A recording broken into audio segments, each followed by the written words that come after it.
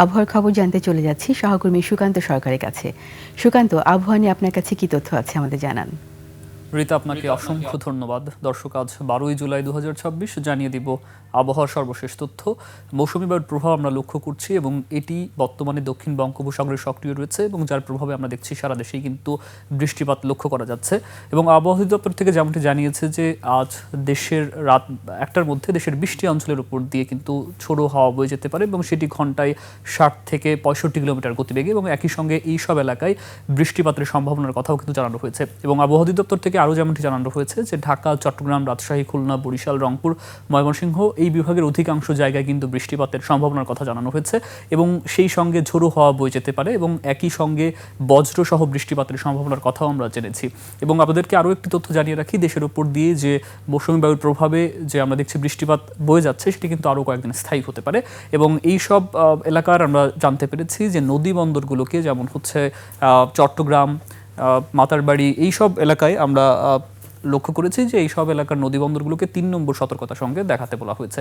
আমরা এই মুহূর্তে একটু লক্ষ্য করব যে ঢাকা সহ আসলে আশপাশের অঞ্চলের এই মুহূর্তে গড় তাপমাত্রা কেমন রয়েছে। আমরা দেখছি যে ক্রমবর্ধমান বৃষ্টিপাতের কারণে কিন্তু ঢাকায় বা সারা দেশেই তাপমাত্রা কিছুটা কম। এই মুহূর্তে আমরা দেখছি ঢাকায় 28 ডিগ্রি সেলসিয়াস তাপমাত্রা। আমরা ইতিপূর্বে দেখছি যখন বেশ তাপপ্রবাহ ছিল সেটি কিন্তু বেড়ে প্রায় 37 ডিগ্রি পর্যন্ত আমরা লক্ষ্য করেছি। এই মুহূর্তে 28 ডিগ্রি, এবং মানিকগঞ্জে আমরা দেখতে পাচ্ছি 29 ডিগ্রি। গাজীপুরে আমরা লক্ষ্য করছি একই রকম তাপমাত্রা, সেখানে 28 ডিগ্রি সেলসিয়াস। আমরা একটু কিশোরগঞ্জের দিকে যেতে চাই, আমরা সেদিকে দেখছি 28 ডিগ্রি। এছাড়া আমরা লক্ষ্য করছি পাবনাতে কিন্তু আরেকটু তাপমাত্রা বেশি, 29 ডিগ্রি। আমরা আরেকটু লক্ষ্য করছি যে তাপমাত্রা কিন্তু কক্সবাজারের দিকে, সেখানে আমরা লক্ষ্য করছি 28 ডিগ্রি। রাঙামাটির দিকে আমরা দেখছি 27 ডিগ্রি তাপমাত্রা।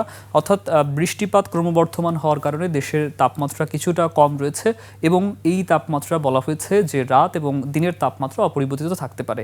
এবং আপনাদেরকে আরও একটি তথ্য জানিয়ে রাখি, সারা দেশে বৃষ্টিপাতের কারণে কিন্তু ঢাকা সহ দেশের বিভিন্ন অঞ্চলে জলাবদ্ধতা তৈরি হয়েছে, যার কারণে বৈদ্যুতিক খুঁটি আসলে এড়িয়ে চলবার একটি নির্দেশনা আমরা আসলে আবহাওয়া অধিদপ্তর থেকে জানতে পেরেছি।